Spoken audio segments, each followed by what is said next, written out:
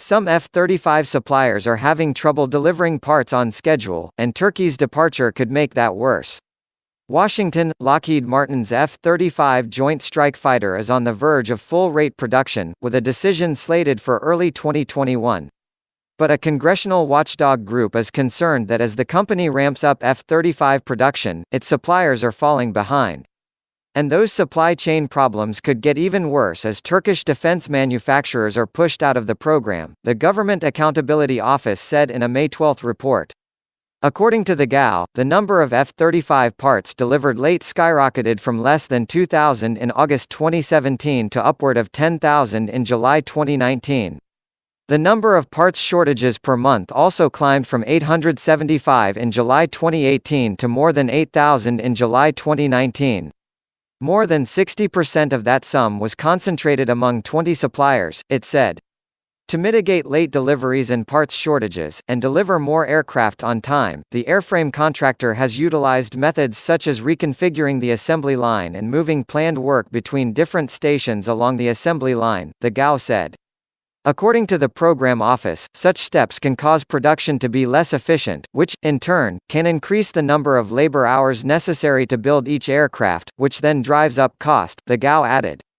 Those problems could be compounded by Turkey's expulsion from the F-35 program, which was announced last year after the country moved forward with buying the Russian S-400 air defense system.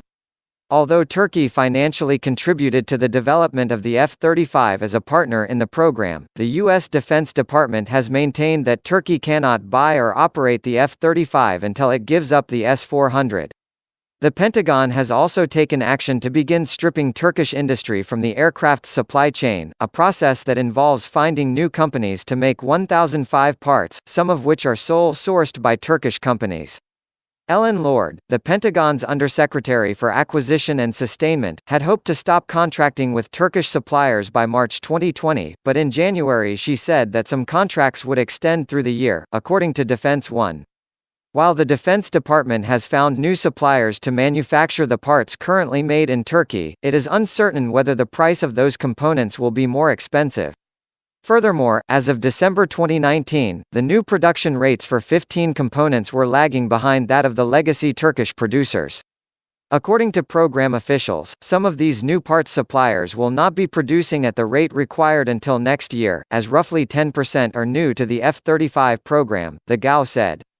Airframe contractor representatives stated it would take over a year to stand up these new suppliers, with lead times dependent on several factors, such as part complexity, quantity, and the supplier's production maturity. In addition, these new suppliers are required to go through qualification and testing to ensure the design integrity for their parts. The F-35 Joint Program Office disagreed with the GAO's recommendation to provide certain information to Congress ahead of the full-rate production decision, including an evaluation of production risks and a readiness assessment of the suppliers that are replacing Turkish companies. In its statement, the JPO said it is already providing an acceptable number of updates on the program's readiness for full-rate production. Hard times for the F-35's engine supplier.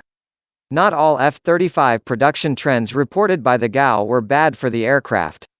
Since 2016, Lockheed has made progress in delivering a greater proportion of F-35s on schedule, with 117 of 134 F-35s delivered on time in 2019. However, one of the biggest subsystems of the F-35, the F-135 engine produced by Pratt & Whitney, drifted in the opposite direction, with a whopping 91% of engines delivered behind schedule. At one point in 2019, Pratt & Whitney stopped deliveries of the F-135 for an unspecified period due to test failures, which also contributed to the reduction of on-time deliveries. According to the Defense Contracts Management Agency, there have been 18 engine test failures in 2019, which is 8 more than in 2018, each requiring disassembly and rework, the GAO wrote. To address this issue, the engine contractor has developed new tooling for the assembly line and has established a team to identify characteristics leading to the test failures. Plans are also in place for additional training for employees.